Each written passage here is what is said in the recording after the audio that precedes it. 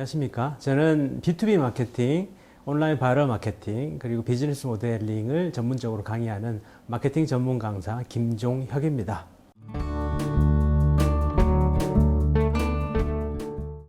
제가 기업 강사 컨설팅을 할 때 어떤 게 도움이 됐는지 한번 생각을 해보면 굉장히 모범적으로 살지는 않은 것 같아요.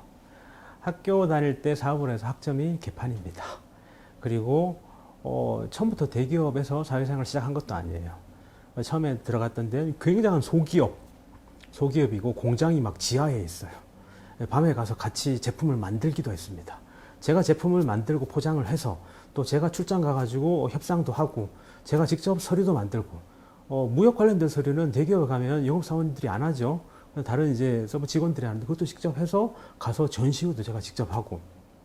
저는 작은 기업에 있을 때 장점은 여러 가지를 같이 할 수 있다는 장점이라고 생각을 합니다. 그래서 제가 현장에서 모든 걸 다 하고, 그리고 그 회사에서 그 다음 회사로 갔을 때 그 다음 회사의 주요 아이템은 공구였습니다.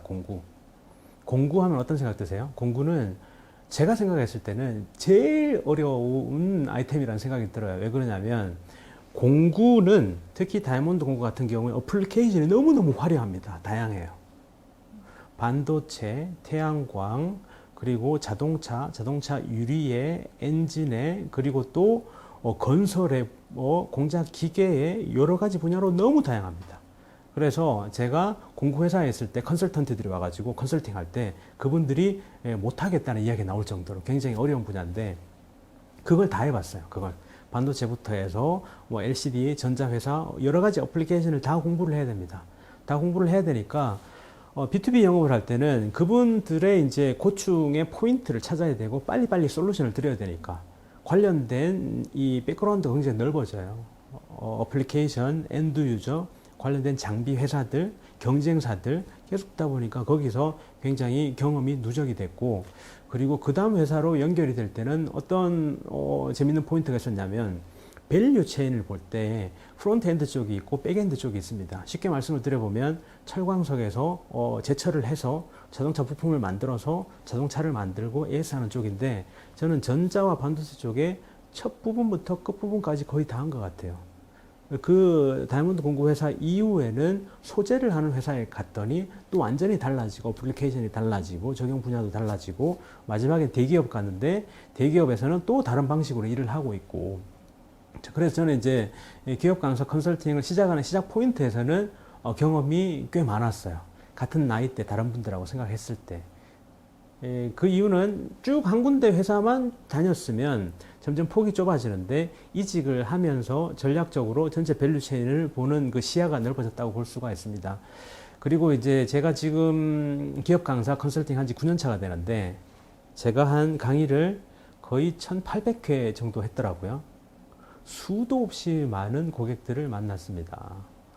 얼마 전에 야놀자의 텔레마케팅 하시는 분께 설득과 협상을 강의한 적도 있고, 그리고 현대 제철에 가서 제철에 관련된 영업 B2B 마케팅 환경 분석에 대해서 이야기한 적도 있습니다. 점점 시간이 지나면서 이게 연결이 돼요.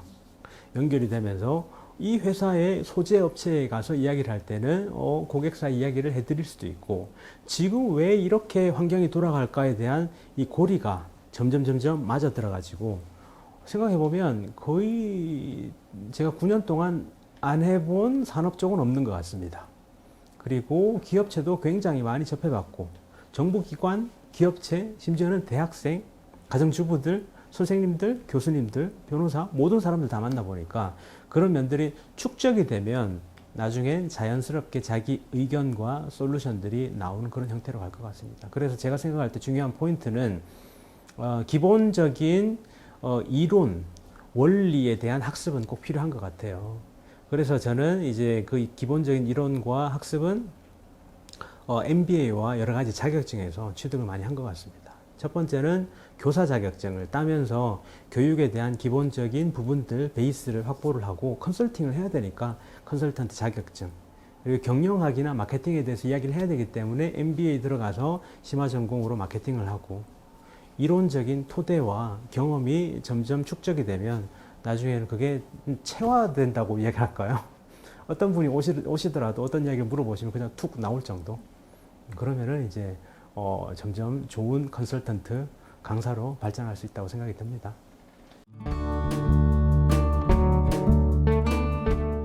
제가 기업 강사를 생각하게 된 계기부터 말씀드리면 될 것 같아요.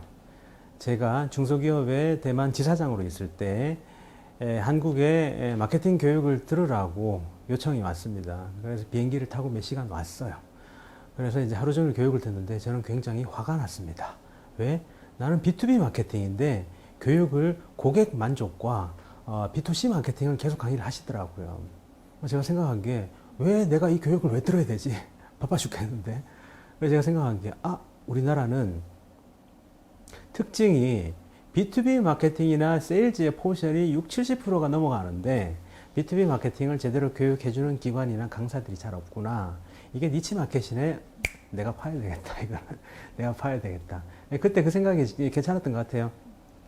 B2B 마케팅은 잠깐만 제가 이제 말씀을 드려보면 B2B 마케팅은 한 기업인데 그 안에 바잉 센터에 따라서 이해관계가 상충을 합니다.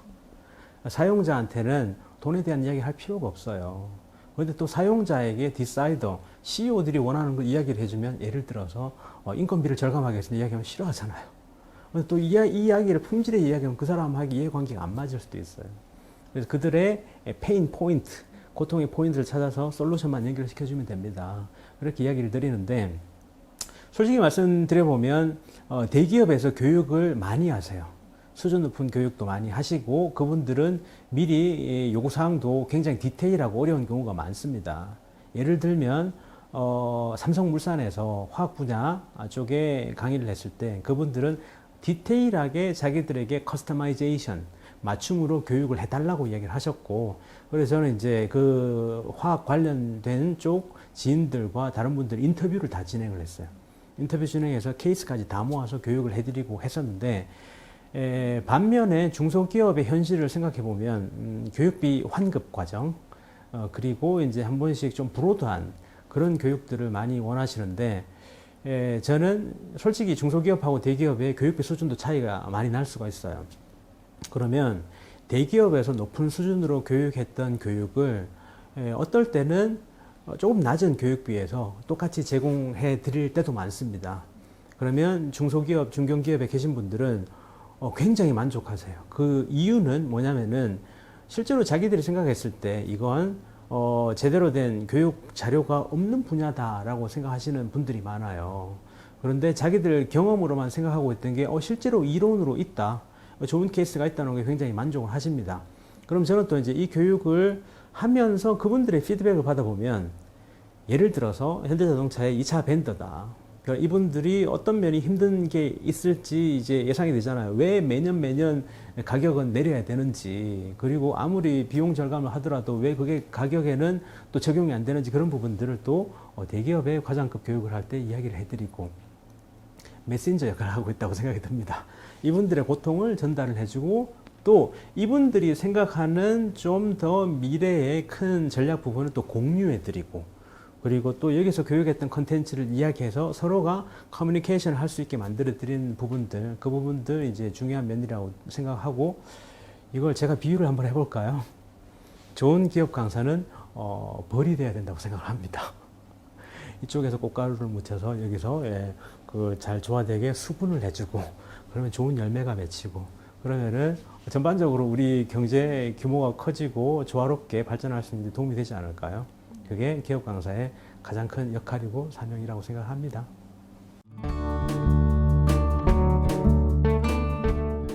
예, 지금 솔직히 말씀드려보면 우리나라의 B2B 마케팅 세일즈를 전문적으로 강의하시는 분들은 그렇게 많지는 않습니다.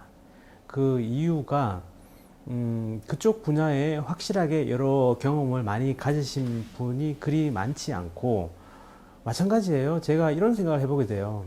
동영상 촬영과 편집에 대한 강사를 찾아보면 애매합니다. 왜 그런지 아세요? 동영상하고 촬영과 편집을 잘 하시는 분들은 강의를 잘 못 하시는 분이 많으시고 강의를 잘 하시는 분은 또 이거에 약하신 분들이 많으시기 때문에 밸런스 맞추기 굉장히 힘들어요. B2B 마케팅도 저는 좀 비슷하고 생각이 듭니다. 경험과 강의력, 교육을 할 수 있는 능력이 밸런스가 잘 맞아야 된다고 생각이 드는데, 우선 첫 번째는 이 필드의 경험이 어느 정도 가지고 있는 분이 좋다고 생각이 들어요. B2B 쪽에. 근데 그럴 확률은 높습니다. 왜냐하면 우리나라 산업에서 B2B 쪽으로 계신 분들이 포션이 훨씬 더 높으니까 60, 70%. 어느 분야라도 소재든 공구든 어느 쪽이든 B2B에 경력이 있으신 분들이 들어오시고, 그분들의 경력이 이론과 매칭되는 그 희열을 느꼈으면 좋겠다는 생각이 들어요. 그래서 저는 이제 경영학에 대한 기본적인 부분들, 마케팅에 대한 이론을 이제 뭐 학위든 공부를 하시든, 아, 내 경험이 여기 맞아 떨어졌네 라는 부분들로 베이스가 만들어지고, 그 다음 또 한 가지 중요하다고 생각이 드는 건 언제나 안테나가 곤두서 있어야 된다고 생각이 듭니다. 교육은 친절해야 된다고 생각이 들어요. 교육을 제가 산업으로 한번 비유를 해볼까요? 교육이란 덩어리 로우 머티리얼, 원재료가 있습니다. 그러면 이거를 도매 시장에서 홀세일, 도매로 판매하는 좀 불친절한 상인들은 누구라고 생각하세요? 저는 교수님이라고 생각을 합니다. 교수님께서 미국에 있는 영어 원문 자료를 그냥 이걸로 이제 이야기를 하시는데, 모든 교수님이 그렇다는 뜻은 아니에요.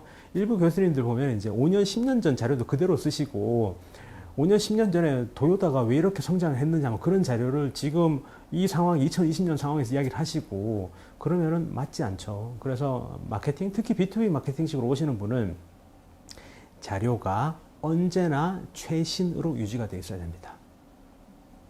내일 강의를 할 때, 강의장으로 이동할 때 KTX 안에서 새로운 뉴스가 나오면 그걸 바꿔줘야 되는 거고, 상황 자체가 이게 베스트 케이스라고 했는데 갑자기 바뀔 수도 있어요.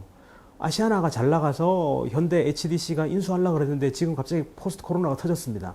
그럼 인수하고 싶을까요? 인수하고 싶지 않을까요? 인수하고 싶지 않겠죠. 그런 여러 가지 상황을 업데이트 시켜주고, 언제나 모든 자료 캡처하고, 그리고 또 자기 자료에 업데이트 시켜주고, 이런 부지런함, 그리고 이제 안테나를 세우는 그런 능력, 그리고 이제 제가 생각을 할 때 어떤 생각이 드냐면은, 케이스 데이터를 모으고 케이스를 모으는 욕심이라는 생각이 많이 들어요. 그래서 대화할 때도 그 이야기 괜찮으면 메모장에 스마트폰에 쓰고 있어야 된다는 생각이 들고요. 그냥 뉴스를 보고 있다고도 캡처를 떠서 그냥 캡처가 아니라, 그건 자기만의 에버노트도 좋고, 그리고 구글 메모장도 좋고, 계속 자료를 모으는 거고, 그리고 또 신문을 보더라도, 책을 보더라도 계속 사진을 찍어서 모아가지고 머릿속에, 아, 이 자료는 어디에 넣어야 되겠다, 업데이트 해야 되겠다. 그리고 또 한 가지 생각 드는 건, 똑같은 자료라도 누구한테 이야기하느냐에 따라서 버전이 다 달라져야 된다고 생각을 합니다. 이 자료를 이 기업이 이야기할 때는 이렇게 바뀌어져야 되는 거고, 이 기업이 이야기할 때는 이렇게, 그 기업 안에서도 임원급들한테 이야기할 때 달라져야 되는 거고, 사원급들 이야기할 때, 그리고 또 똑같은 내용을 여성분들한테 이야기할 때는 사례가 달라져야 되고, 남성분들한테 이야기할 때 또 사례가 달라져야 되는 거고, 똑같은 자료인데 저는 영어로도 강의를 합니다. 일본 사람한테 이야기할 때 달라져야 되고, 중국 사람들한테 이야기할 때 달라져야 되는 거고, 바뀌어지는 부분이 굉장히 많아요. 그 버전 관리를 하면서. 그리고 중요한 건 백업입니다. 백업을 안 해서 여러분들에게 가장 중요한 이 강의 자료와 컨텐츠들이 없어지면 끝장이기 때문에, 저는 백업 자료를 한 3개 정도 운영하고 있어요. 제 서랍에 있는 외장 하드가 있고, 그리고 나스에다가 백업을 하고, 클라우드에다가 백업을 해서 제 노트북이 갑자기 없어지더라도 언제나 저는 이 강의 자료, 강의 컨텐츠 유지할 수 있게끔 많이 준비를 하고 있습니다. 강의가 필요하시면 김종교 강사를 불러주십시오. 제 강의를 들으면 우선 첫 번째, 재미있습니다. 두 번째, 재미도 있고 굉장히 좋은 컨텐츠와 케이스도 있습니다. 제 강의를 듣고, 교육을 듣고 컨설팅을 같이 진행한 모든 분들이 저는 행복했으면 좋겠습니다. 자, 우리 다 함께 파이팅!